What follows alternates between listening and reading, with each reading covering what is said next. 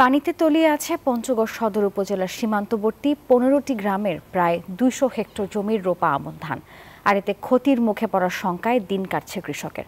তাদের অভিযোগ, উজান ভাটিতে নির্মিত দুটি স্লুইস গেটের অব্যবস্থাপনা এবং পাহাড়ি ঢলের পানি সঠিকভাবে প্রবাহিত না হওয়ায় এই জলাবদ্ধতা সৃষ্টি হয়েছে। সরকার হায়দারের পাঠানো তথ্য ছবি নিয়ে ডেস্ক রিপোর্টে দেখুন বিস্তারিত। পঞ্চগড় সদরের ১০ নং গরিনাবাড়ি ইউনিয়নের বিপরীতে ভারতীয় সীমান্ত। এই ইউনিয়নে প্রায় ১৫টি গ্রামের প্রতি বর্ষা মৌসুমে নদ নদীতে পাহাড়ি ঢল একযোগে ধেয়ে আসে।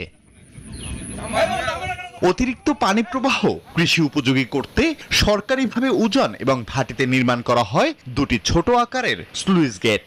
নির্মাণের পর স্লুইস গেট দুটির অব্যবস্থাপনা, সঠিক রক্ষণাবেক্ষণের অভাব ও যন্ত্রাংশ চুরি হয়ে যাওয়ায় গেট দুটি প্রায় পরিত্যক্ত।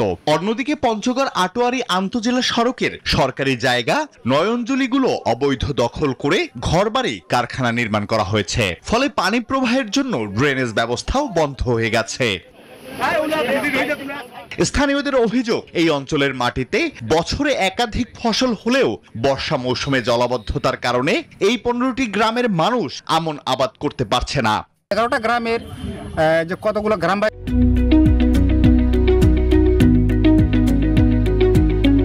আছি, এগুলো আমরা সময় সাপেক্ষে আমরা কাজ করতে পারতেছি না। আমন মৌসুমে সব রোপা ডুবে এখানে খায় সারা ঘুরেতে।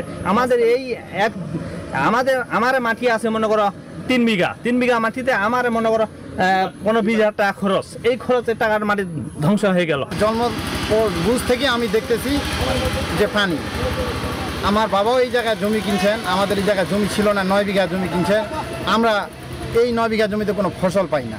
চৌরাস্তা আলসিয়াখানা পর্যন্ত যে নূতন বাড়িঘর তৈরি করছে এবং এই যে জায়গাগুলি নয়নজলির জায়গাগুলি ভরাট করছে, মূলত এই জায়গাগুলিতে পানিতে আটকা পড়ে। সড়ক ও জনপদ বিভাগ বলছে, নয়নজলিতে যারা বাড়িঘর, কারখানা নির্মাণ করেছেন তাদের জায়গা ছেড়ে দেওয়ার জন্য পত্র প্রেরণ করা হয়েছে।